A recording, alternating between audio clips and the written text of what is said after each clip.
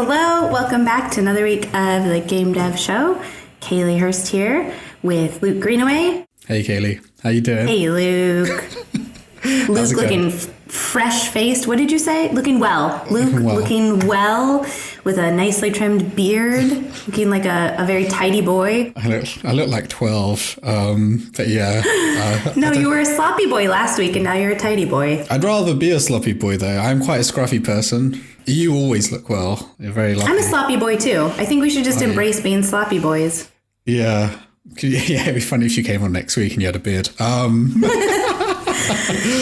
if I could grow facial hair, I would just do a mustache. I would love to be able to have a mustache. I can imagine you with handlebars. I would love to have a mustache. I would love that so much. That'd be great. That'd be great. All right, well. They're actually quite, frustrating, mustaches. I bet. Yeah. I bet. Yeah, they tickle your nose, they can get in your mouth, and you trim them, but they need such a long time to grow correctly. Anyway. Well, beauty is pain. Yeah. We actually had a beautiful guest this week. Yeah. He was so stylish. He wore this cool hoodie. He has great hair, beautiful skin. Such great skin. Because I couldn't believe we were the same age. We're talking about Justin Ma. Justin Ma from Subset. Co-founder behind the studio behind Faster Than Light and Into the Breach. Yeah. But yeah, beauty isn't in the eye of the beholder because he's just a beautiful man. He's a gorgeous guest. I think we should say going into the episode, he had the most mellow energy of any of our guests. So this is a very relaxed episode. You could potentially use it as meditation because he just it was very calm. It was a nice calm episode. Yeah, he was. I wanted him to have more energy because I was so tired. So it's 12 a.m. here. But yeah, it was midnight for Luke. I was trying to bring the energy, but it was a bit haphazard. Such a good guest. And he's done so much. So much. Do you know what it is? It's weird because should we just crack on? I feel like this is one we should just get into it. Let's jump into it. Justin Ma from Subset. Okay, so Justin, let's jump in at the beginning of your story. Can you tell us where you grew up, what you were like as a kid, and where your interest in games started? Sure. So my name is Justin Ma. I grew up mostly in Long Island, outside New York City, although I was born in San Francisco area, the Bay Area. With relation to video games, I very much found that transition of culture from the West Coast to East Coast kind of jarring, and I never found a group that I fit in particularly strongly. And so video games was kind of an escape from an early age. So my brother and I would just play all the time, and he was like my best friend. And my father also worked in the video game industry, which is how I got sort of exposed to the inner workings of how things operate in that space. He worked for Acclaim, if you recall, NBA Jam and Mortal Kombat Publishing and Turok and all that. For example, I remember getting access to the Japanese N64 and playing it at his office and just being completely blown away by Mario 64 and playing through the whole thing in Japanese, having no idea what I was doing, getting it stuck all the time. So that was a particularly fond memory, childhood-wise. Since then, I didn't really assume I would go into the games industry until about college, where I studied Chinese East Asian studies because at that time, everyone I talked to in studios were saying, it doesn't really matter what your undergraduate studies is because there was no game dev studies or anything like that. So I just studied something that was interesting to me and then tried to get into the industry afterwards. After college, I moved to China with my then girlfriend, now wife. And that was mostly because it was hard to find jobs in the US at that time, and we didn't really have much holding us down. So he said, let's travel for a bit. And it was actually because I moved to China that I was able to get in the games industry. I don't think I would be able to find a job somewhere else, but it was actually relatively easy to get a job at 2K Games Chinese Shanghai studio. And so it was there that I officially worked my way into games.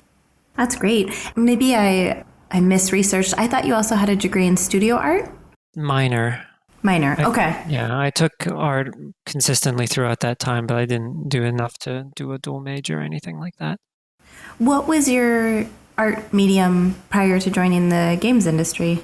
Pen, drawing, illustration, and then gradually digital art using like Photoshop and stuff is primarily what I did. I did study a bunch of painting as well, but mostly I just like drawing.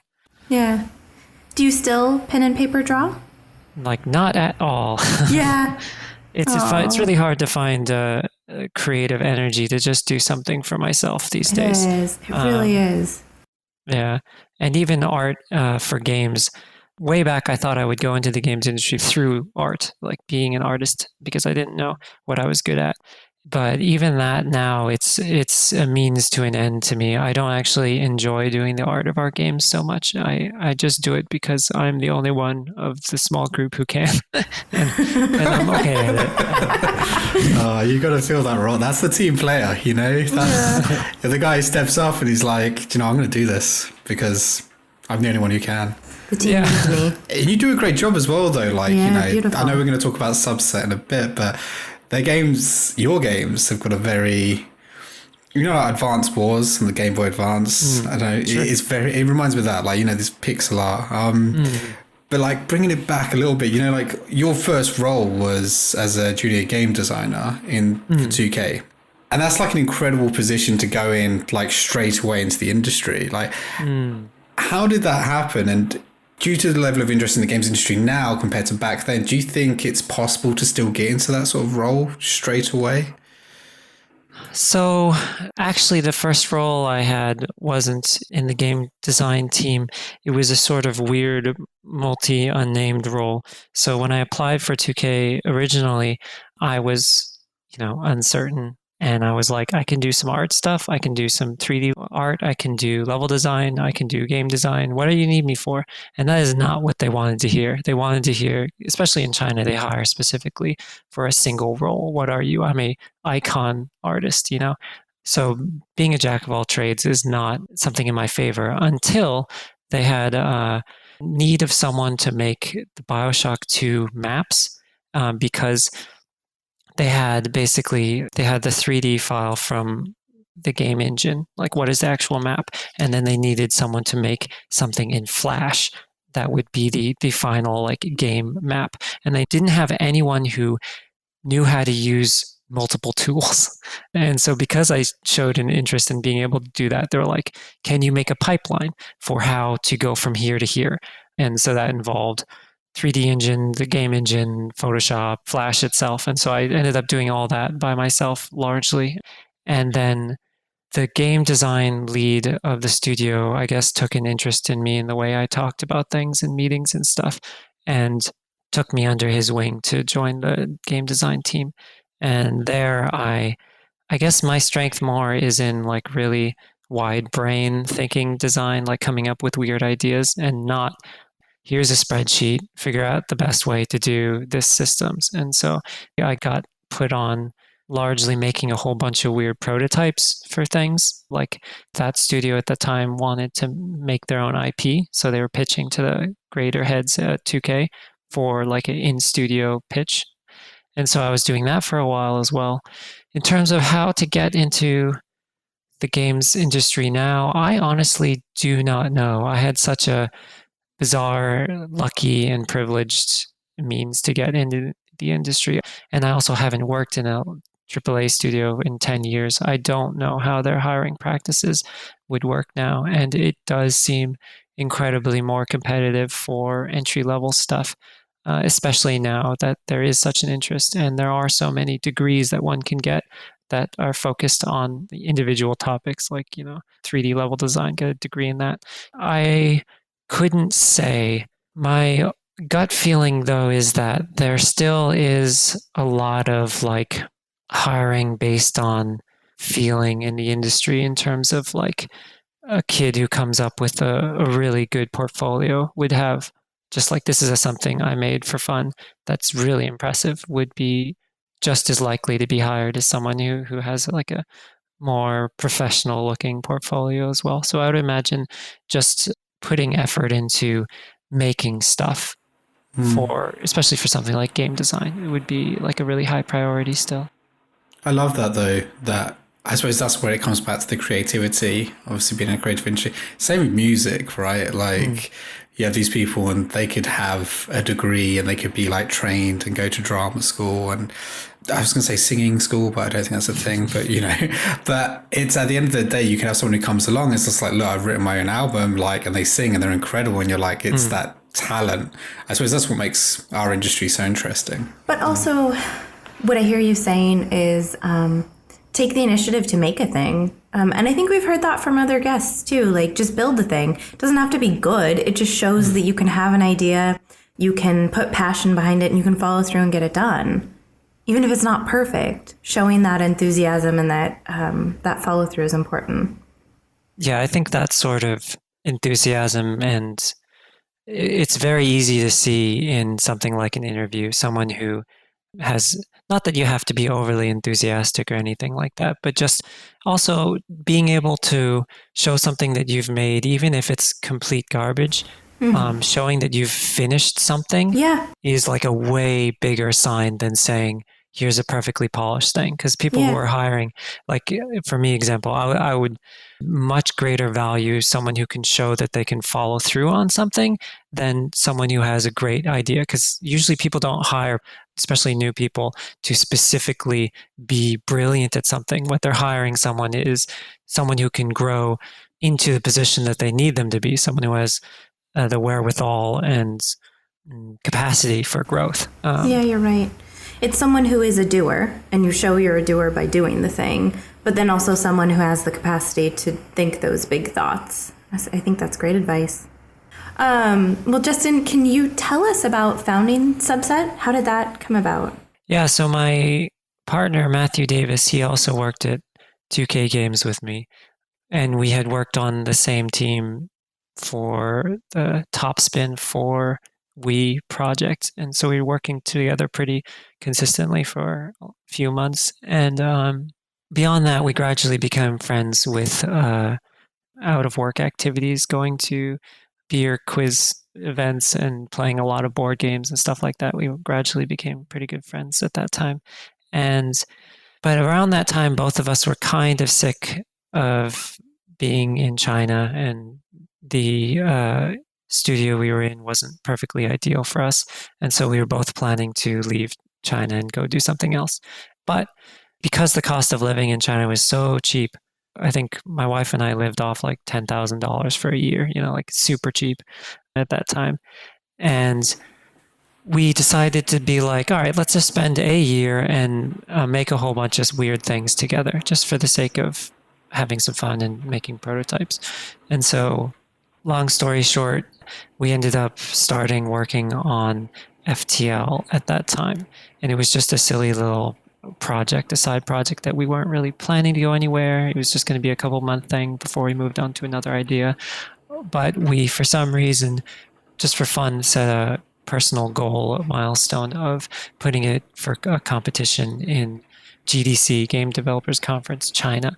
And so we submitted to that, got a lot of good feedback, and met a bunch of people like Nathan Vela and Adam Saltzman and some others who just played the game and gave us feedback and gave us a bit more confidence to be like, oh, this could be a game. For example, through Alex Rogopoulos, the CEO of Harmonix at that time, he was like, oh yeah, you could make a game out of this. You could sell this if you polish it.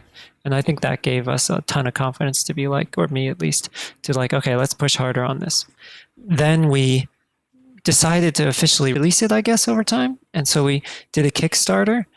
Granted, this was before Kickstarter was a thing for games overall. And so it was more like a legitimate way to ask friends and family for money, just to finish a respectable way to beg for help.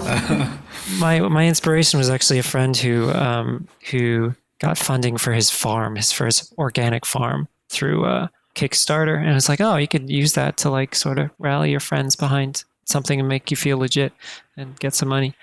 But at that time, that's when Double Fine did their adventure game Kickstarter, which made a few $1 million and basically turned the entire game dev eyes toward it and media towards crowdfunding as a concept. And so we were like one of 4 games, notable-ish games on Kickstarter. And so people like flooded.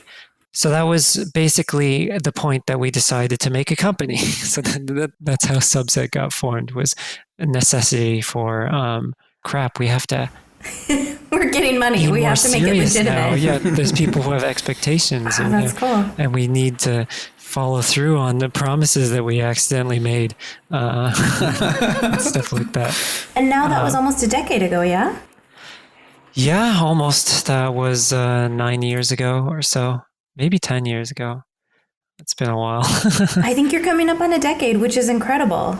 Any hindsights of the first decade as an organization? Like as a company? Yeah. we found out a lot about ourselves and what we want to do and what we're good at. And by pushing ourselves to do a lot of things that we're not good at, such as the business side and making deals and going to meetings and doing talks, these are all things that we're not particularly good at. And so we pushed ourselves at. We also found out that I don't think either one of us would want to be or be a good actual studio leader. Our company is officially still 2 people, maybe 4 full-time. And I have a bunch of friends now who run, I would say, more legitimate studios, have an address, even if they don't use it anymore, but have an address, have employees, or, the whole 9 yards. I've definitely discovered how incredibly hard that is and how it takes a very specific type of personality to be able to corral a bunch of people, let alone creatives, into working together on a single vision. It's kind of a miracle to me that anything can get made, especially once you go larger teams. I still am trying to hold on to what made us interested in making games in the first place, which was just this sort of enjoying the process, free form.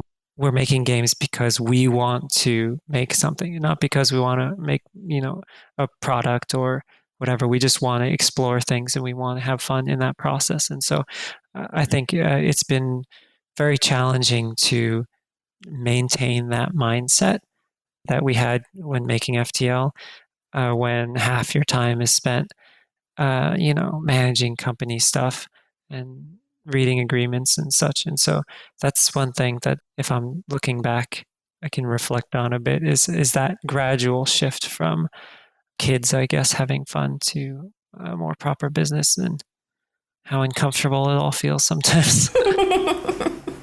So what do you want to do with your next decade? That's a tough question. Yeah, it is. I always hate the where do you see yourself in 5 years question. Yeah.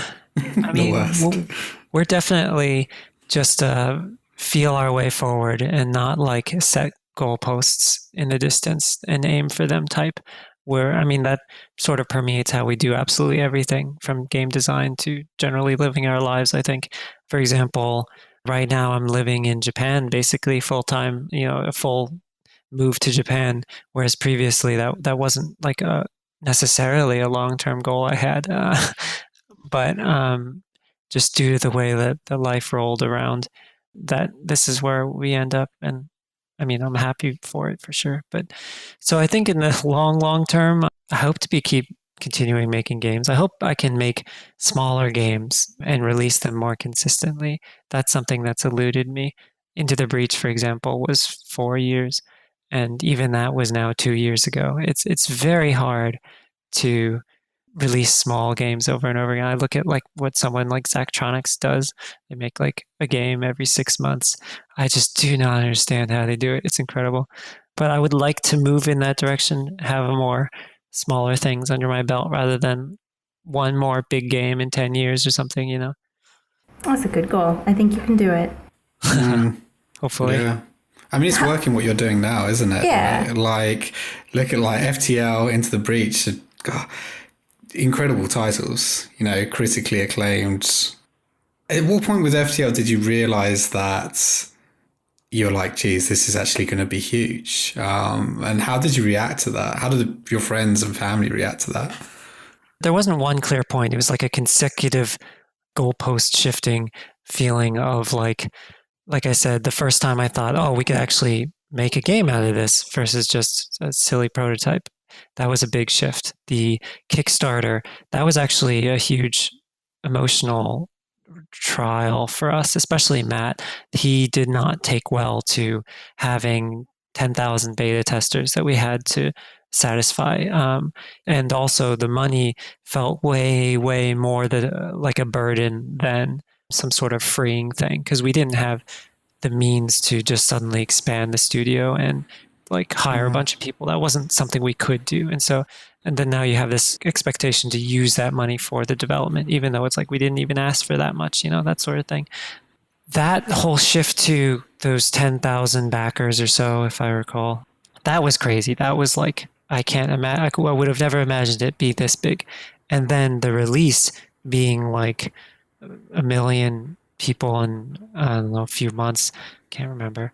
Like that was just like a mind-boggling shift. Like once again, something we couldn't imagine essentially beforehand. And then like a lot of minor things like the fact that it continues to sell 10 years later continues to blow my mind.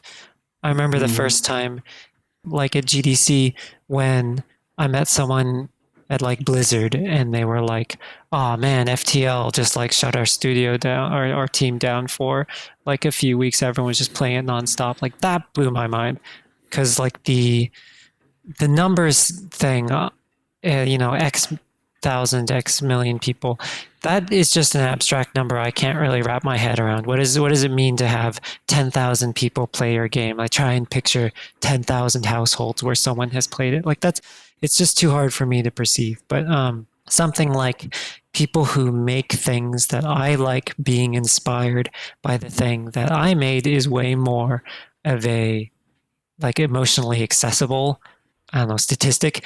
And so like that alone, that also was just like a big like, oh man, we did something really big here. It was also really weird basically achieving my video game development lifelong goals before I even set them. If that makes any sense. Like yeah. I didn't go into this being like, I want to make the next big thing that blows everyone's mind. And then we just did. And then like, now I'm talking at GDC like a year later or whatever. That was very hard to wrap my head around.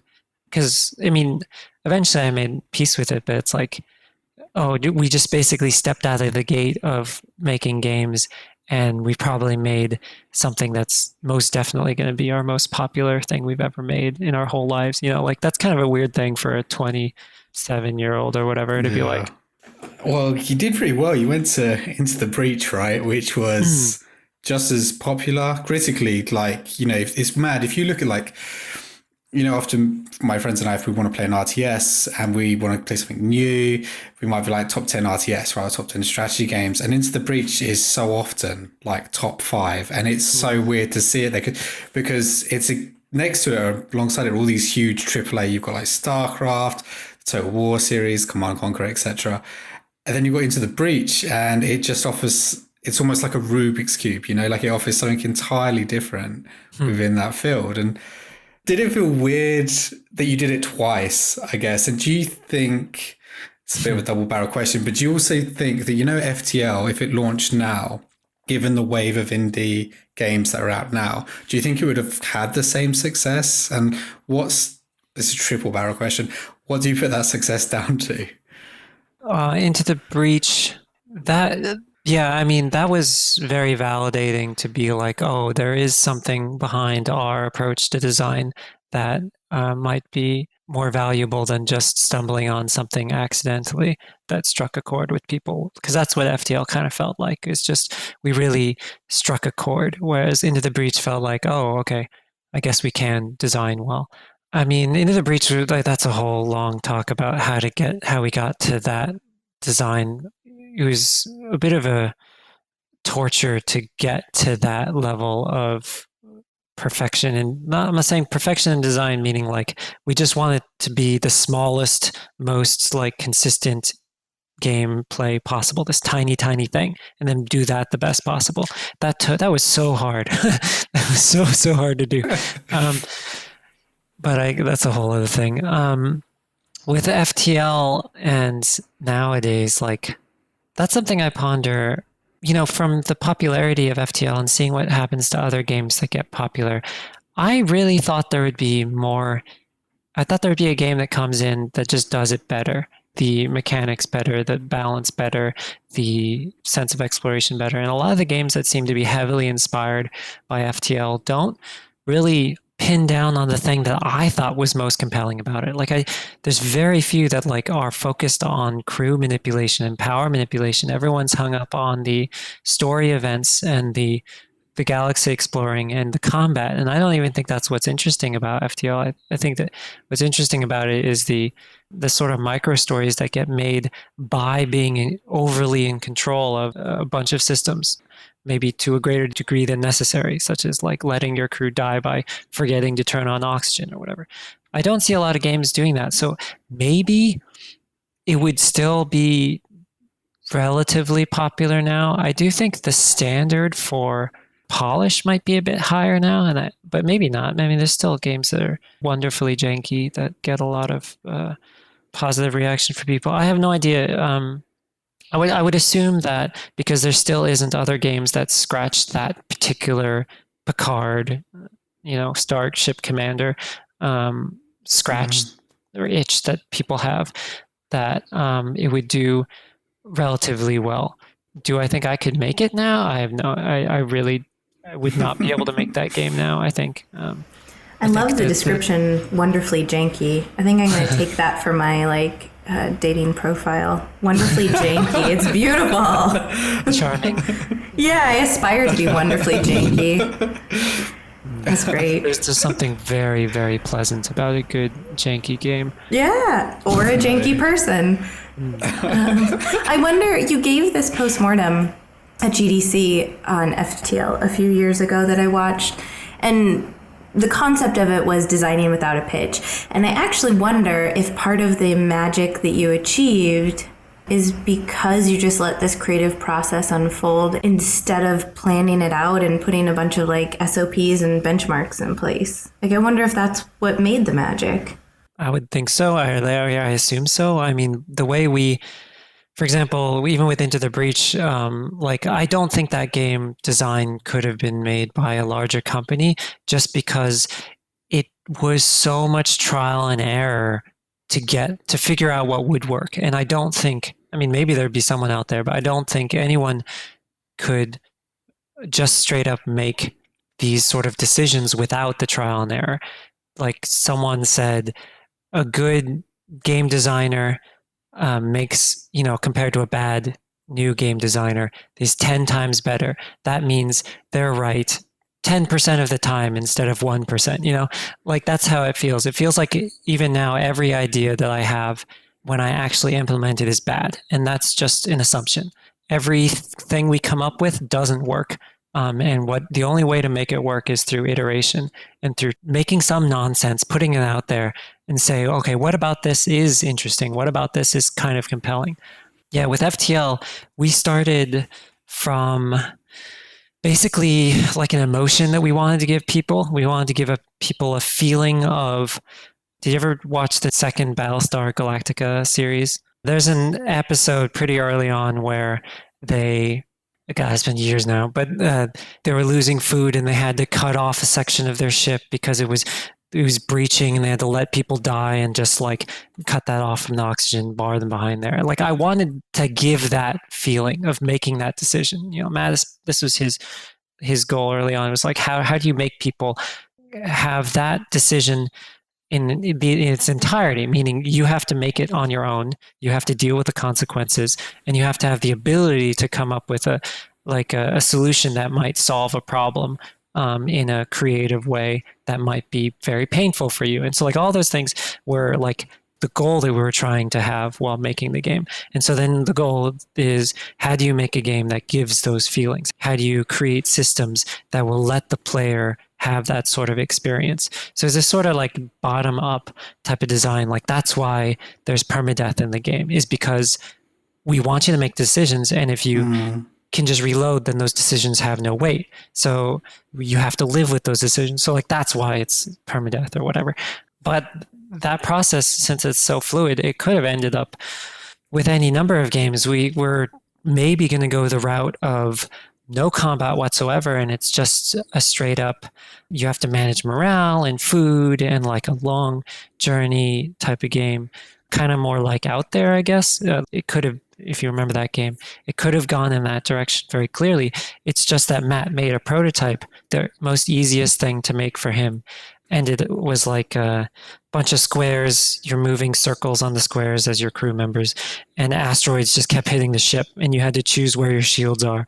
And we played that, and you're like, oh, this whole crew moving thing is pretty fun. And this is like, that's how we then shifted the whole direction towards, okay, well, if crew moving is fun, what's an excuse for making you forced to have to move the crew? So that's how we approach design. And what I mean by designing without a pitch, like we had something in mind, but generally what pitches are is someone trying to convince a studio that they know exactly what the game is that they should be making. So we definitely didn't have that. I think the thing though is like when you're iterating, it makes it harder to decide, okay, we're done, it's time to share this. And you've talked about how like young creatives get paralyzed, like from all mediums, get paralyzed to actually stop the creative process and share their work. And so what do you do there? When are you done iterating? When are you ready to share something creative? That's like incredibly hard. You need like a good balance of sort of hopefulness that what you're working on will work out in the end eventually, as well as a sort of bitter, cold-minded, well, you gotta ship something. Like this two mindsets are like constantly fighting. And luckily for us, just coincidentally, that we're kind of embodied by that, Matt and myself. So I would just, if you're talking about how we create things, I would be the more, oh, this idea, there's definitely something there. We could figure it out. And Matt is the more, this is fucking stupid. Like, we need to cut all these things. Just do something. Yeah, we need to like crop all that out. So, I mean, I'm exaggerating, but like this is like the way some of the dynamic has gone. And like we both have both capacities within us. Like I see a lot of new indies, aspiring indies and small devs like get hung up on the potentials of what could be and basically not willing to let go of what they had hoped would work. That's a pitfall I see.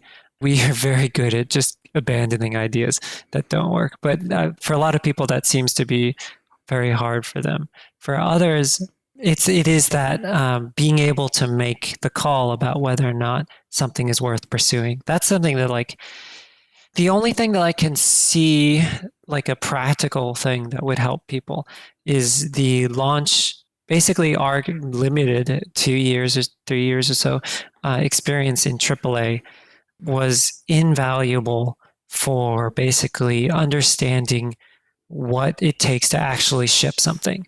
And so I feel like until you have something under your belt of going through and finishing from the beginning, middle, and end, it's really hard to be able to see the forest for the trees. And so, like, if you're talking about advice for people who get stuck the way we do, you know, that's why I always tell people to go to game jams or something. Or I meet some kids who are just like adamant about wanting to be indie and never work in AAA. And I think there's value to be had in knowing how larger projects get shipped, even if you don't enjoy that process yourself. And so just being able to partake in some sort of experience that would give you that feeling of, well, we don't have enough time to finish this. What is a way to give the closest feeling to what we were hoping to do in the least amount of time? Like that is a critical game dev skill. To be able to, cutting is the most important. Figuring out what the heart of what you're trying to share is and doing that and getting rid of the rest of it. Tyler Sigmund said something very, very similar from Red Hook. It was very similar, like ethos, that focus on the emotion of what you're trying to inspire, get that down, and then focus on the next thing. But always get the first thing down and don't leave it. And you'll have other ideas and other things will come up. But as long as you keep towards that core this is what we're trying to create. This is the emotion we're trying to spark. It sounds like with FTL, it was almost like there is a level of anxiety because you have freedom within these systems, but you like a mistake or an error, because it's roguelike, it can cost you dearly. And I think it's done incredibly well. It's mad though, like on your success, dude, like seriously, those 2 years. I know it sounds crazy, but like chatting to you, so chilled and so like, like humble, right? Like, and just modest. And it's like, shit, you've made like 2 of the greatest indie games of the last decade. And it's like, it's not even like an exaggeration. How's your role changed since then? Like, because I know on like FTL, you're working on like the PR, art and design. How's it changed since that period to what you're working on now? And you as a person, how's it changed you? I think we've largely settled into our general studio dynamic, or at least between Matt and I. It's really hard to give clear definitions on what we do, just because when you're such a small team, there's like a million hats you have to wear. The actual day-to-day stuff I do is basically the same.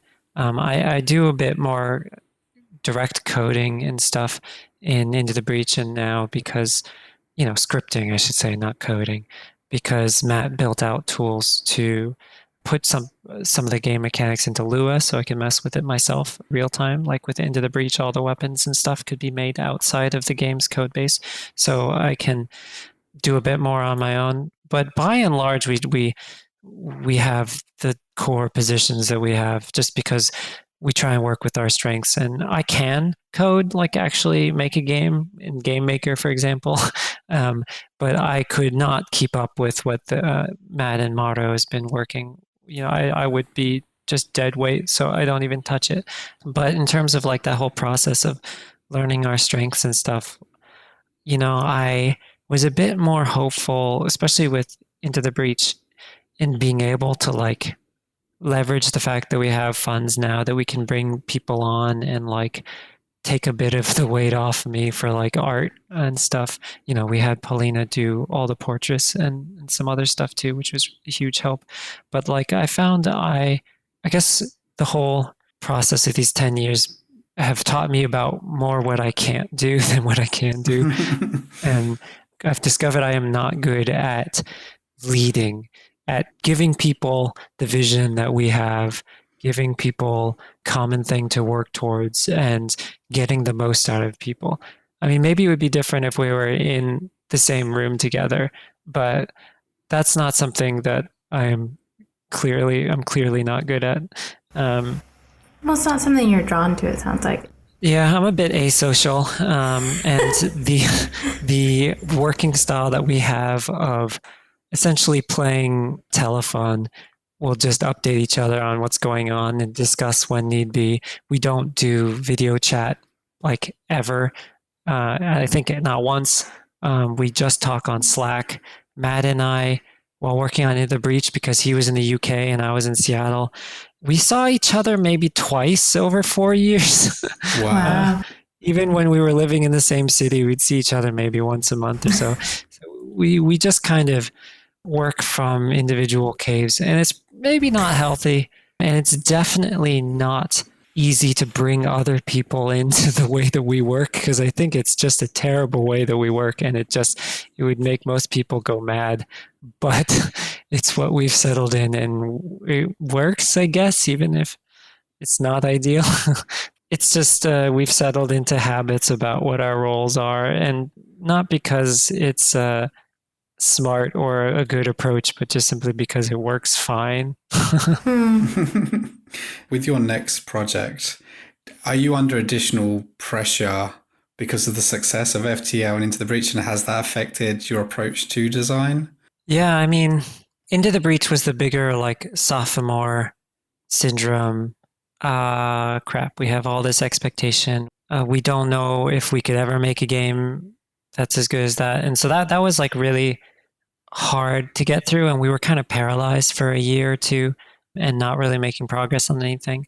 Eventually, we collectively decided that we would fight that sophomore syndrome feeling by trying to embrace exactly the mindset that we had going into FTL, which is none of this matters. Like, we could throw it out tomorrow if we hate it. We didn't announce anything. We don't give any people any expectations. The only time we announced it was when we knew exactly what the game was. And of course, we have the luxury to do that again. In China, we had the luxury because it was just so cheap to live. But now we have it because of FTL success to be able to take as much time as we can. So it's not like I suggest everyone do this. So similarly, now we are trying to maintain that same mindset of making a game for the sake of making a game, following things that we find interesting and want to explore, not something that we view as being financially a good decision or something like that.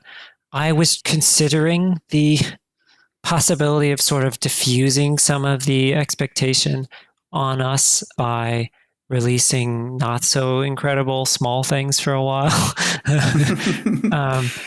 But I would say that has failed. Not that You're not good at being less than incredible. We're not. We're too perfectionists, I guess. Yeah. We aren't okay with just releasing a tiny thing. I think it's maybe under the name of Subset. If I just maybe could release something under some other name or pseudonym or just my name or something, but as Subset, Matt especially would have.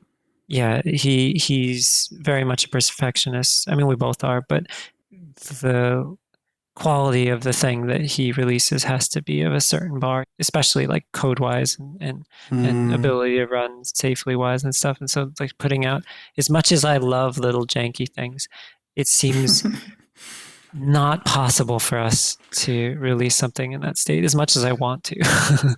Yeah. Well, I mean, FTL was janky, don't get me wrong. It's great that you have that, right? Like, it's so easy to be, do you know what, we need the money, or do you know what, we need to just launch it. Like, you need to just, it's so easy to rush, and it's so much harder to keep to our morals and just release it when we can.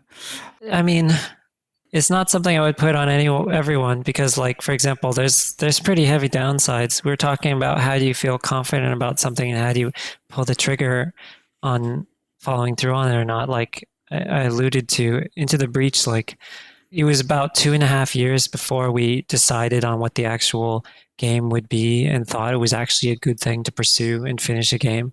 So that's 2.5 years of just pulling our hair out of trying to figure out something that would work. Like we would work for 6 months on an idea. This was all within the same game. This isn't multiple projects. It was going to be something closer to like XCOM with like city management and stuff like that. So we worked like 6 months towards something in that idea, and in the end, just scrap it and just throw it out. And when we finally decided on what the game would be, I would say it would be a coin flip that we would just give up on the project. Maybe we'd go back to it, but we were so close to just completely abandoning it that the only thing we just decided, what's the only thing about this idea that is interesting? And it was the combat. And we're like, okay, what if we make a game that is entirely combat, just a bunch of levels in a row, the smallest, simplest thing that we can come up with. And once we decided on that, that's how we ended up with Into the Breach. So it's like this process. It was just years of uncertainty. So I say we're going to probably do that again, but I kind of really don't want to. It's really painful. Like daunting and exhausting. Oh, it's exhausting. Yeah, nowadays, anytime if you talk about differences between now and FTL days, I feel like the knowledge of what goes into making a game is almost a burden now, because I'll come up with some dumb idea, or Matt will, the way we did with FTL, and now we know how much work that would take, and we know you're like, okay, how much time would localization and QA and all this, how would that take? And then it's just like, maybe we shouldn't do that. Like, this is what I mean. Like, I don't think we can make FTL again, because that was like naive optimism of like, oh yeah, we could totally do that. The dumb idea has to be really worth it. Now we have to be able to justify it to ourselves, like emotionally and time-wise. And Matt has kids now, and so it's like you can't just open the Pandora's box of like so it's much harder to pull the trigger on things like that. But we have the time and freedom to explore, so I shouldn't complain. Yeah, no, it's great. I wanted to ask about bigger picture, something bigger picture. So music and film have had like to adapt their approach to monetization because of COVID and because of technology. You look at music now and it makes the majority of its money through events. It used to be through record sales, and it's streaming. It's like they make so little, like artists and record labels. The video games industry is obviously always in like this constant state of evolution and flux, and it almost feels like it was only, it literally feels like yesterday that you're buying games on the Mega Drive cartridges, or you were going down to your Blockbuster and renting a game for the weekend and then taking it back. As we continue to evolve, like there are going to be new challenges. Do you see there being any challenges that have impacted like the music industry and the film industry, impacting the games industry? What do you think they might be, and do you think we can prepare for them? I mean, a lot of people talk about oversaturation, right? Like too many titles. Yeah, I mean, looking specifically at those two industries, a lot of big names have been trying to follow their lead with subscription-based services and wanting to make the Netflix of games. And if a year ago, I mean, we had to talk about this a lot because it feels like that's an inevitability, and this is just the way things will work, and it will be subscription based. Developers will make 1/10 of the money, even if now the systems that are being put in place are totally fine towards developers because they're giving between Apple Arcade and various other systems. They're being generous towards developers by and large, relatively speaking. That amount of money and how much developers would get out of that is the only way to go is down. Like there's no way that they would go increase the amount of money. If let's say their subscription model took off, there's no way the developers would get more money in the long run. I can't imagine them making that decision. So the only way is down for that. So we're trying to sort of like mentally prepare for, all right, what would that space be for the games industry? Not that I could talk about the industry as a whole. I just like indies, like focusing on the thing I know about a bit. And this past year, I'm not so certain anymore that that's an inevitability. It seems like the way that we consume games inherently makes that not as ideal. We will go through, music, you'll listen to like 10 CDs in one day, TV, you'll watch 2 series in a week or whatever. That's not the case for games, especially the big games that make people buy consoles and stuff. They'll sit on the same game for a month. That model doesn't fit well with that type of consumption of media. Like people don't necessarily want to burn through lots and lots of things that they have in their library. Like that's the reason why backlogs of Steam exist, is because it's not easy to just go through and play game after game after game to go. You have to like force yourself to. So I don't know, maybe it'll still be standard like the Xbox system. People seem generally keen on and the amount of stuff it gives you and the ease of use. So maybe that'll become standard. The other thing, of course, is like the dark horse, other side of the games industry of just like gacha systems and free to play and stuff. And that, I mean, if you talk about what drives a company to invest a lot of money into making a game, I mean, that's pretty clearly the winner of how games should be sold to make money. That's definitely it. I don't know. I still feel like there's a place for just one-offs, buy something and keep it in your library. I can't picture that entirely leaving, even if it is just, continues to be a very minority in the way that money is made in this industry. In terms of how to actually like deal with and prepare for that, I'm not sure. There's some games that are putting gacha systems in that are totally reasonable and like totally. Actually, so in Japanese, I was playing the Octopath Traveler, the second Octopath Traveler on mobile. And I was, I don't know exactly about monetary or anything, but I was really impressed at how they fused the concepts of gacha directly into game design. Like each character, the game that you're playing is you want to play characters' stories, and the stories that you get are the characters that you get from the gacha. And it just works really well, in my opinion. That's an interesting way to shift if you're not making a predatory environment for, making money off kids or whatever. Like maybe that's a way that people can start expanding what games are in a safe way for a business is to like see how can you make interesting game design systems that work within the monetary systems that work for games nowadays. But mostly that's inaccessible to small teams. There's no way a small team could make a season's pass amount of content. So I don't Yeah. know. It's a tough topic. Yeah, it is. You know, I just like to I think it's mainly with indies. I like to just find out when we have an indie, like someone who represents an indie on the show, because it's just interesting that I feel like it's almost the hardest space to be in at the moment. If Indie you're space? stuck, yeah, I think Yeah, it's AAA terrifying. You look yeah, at the even just a smaller market space like the Switch, and I didn't have internet for like a week, and then I come back and I'm like flipping through 100, 200 games and that have been released and that I'd never heard the name of. And you like, who knows about the quality or anything? Like that doesn't even matter. It's just like how many people put their heart and soul into these Yeah. things, and Yeah. like how little visibility they'll get. It's really, I as like the super fortunate in a number of ways, just simply luck of timing of when I was born and when I had access to make a game in essence to be at the time when FTL was released, for example, it was way easier to get visibility. It's not even funny.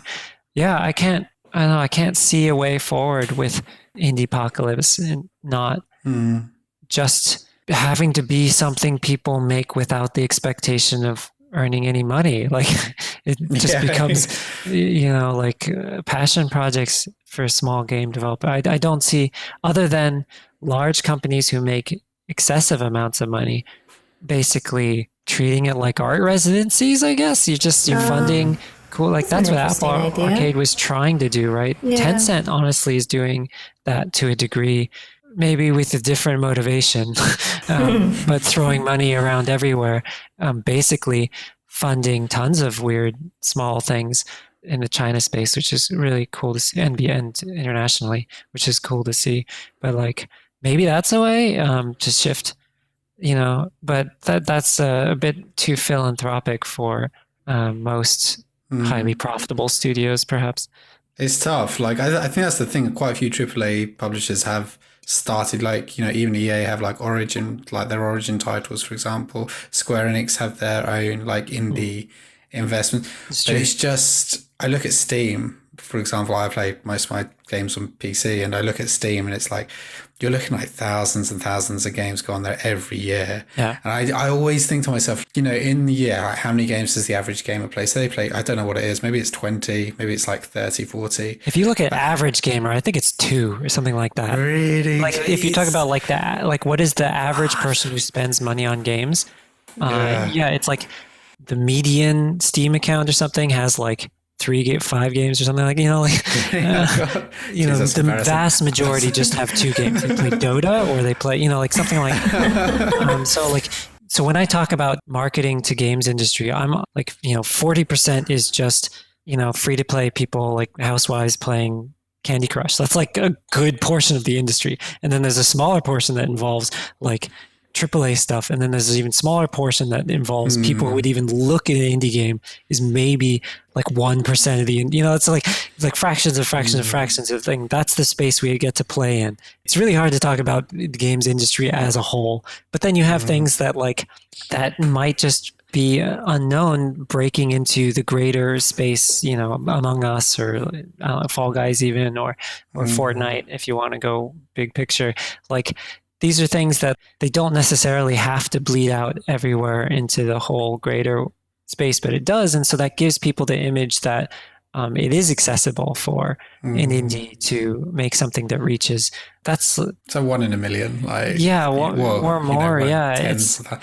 It's so hard. I think that's what's heartbreaking though. Is like obviously I love AAA titles and like free to play titles and things. And my game of the generation is definitely God of War, for example. I absolutely loved it, and it's like huge production values, but so much of the innovation and heart comes from like that 1% you're talking about, like that those indie titles which should never get the presence they deserve. And I think that's like my fear with the industry, especially with streaming platforms, because if it does become a main thing where you have a subscription service, it will naturally, the industry, as it gets too big and saturizes, it will cannibalize itself, and indies will just get eaten up because they won't be able to afford to go onto platforms like your Game Pass, because they won't be able to negotiate great contracts.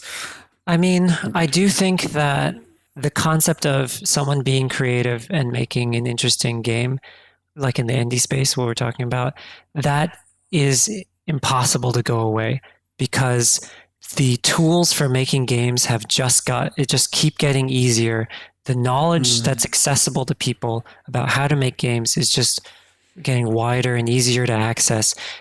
The fact that like kids in college in their free time can make a game that millions are like hugely impacted by, like I don't think it's possible that that people will stop making amazing, interesting, creative stuff. It might not be possible to make money on it, but people will continue to make stuff, absolutely, for sure.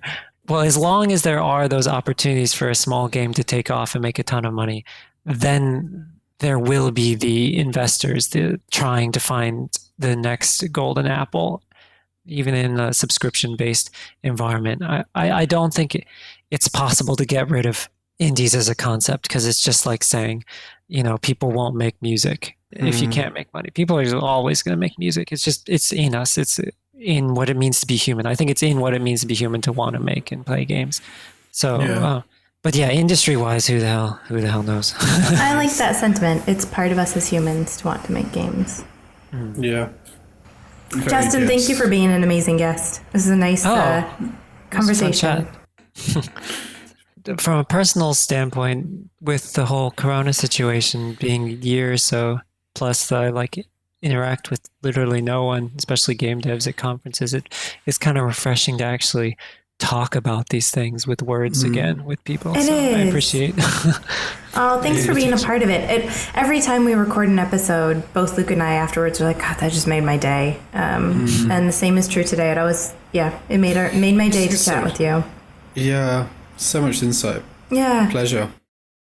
All right, that was another week of the Game Dev Show with Justin Ma from Subset.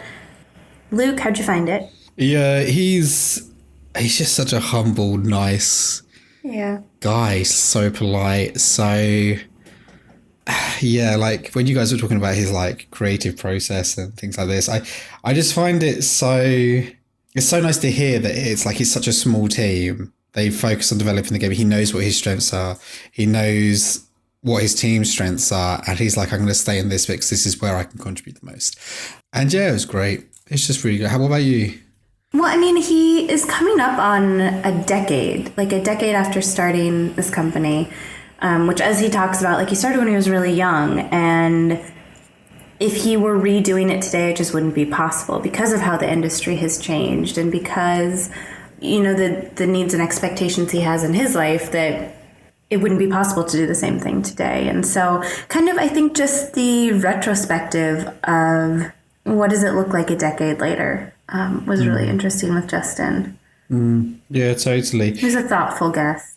Yeah, it's interesting. The challenges that indie faces, and but that's what I loved about his honesty. Like, would it be possible to do FTL now? Yeah. Probably not as successful anyway because of saturation. And I love that he appreciates, look, we came in at the right time, and he knows that's part of their success. But yeah, absolute pleasure. Absolute pleasure. Well, Monfrere, if any of our listeners want to get in touch, ptw.com/thegamedevshow or gamedevshow@ptw.com. And you say the all of the views part. I always have to say it. You say it. All of the views expressed during this episode are those of the hosts, Kaylee and Luke, and the guest, Justin Ma, and do not represent any of the companies that we work for. I mean, they may do. I mean, we don't really know. Thank you. Thank you for taking that heat for me. Thank you. You're welcome. All right, my friend, GG, as always. GG. Take care, dude.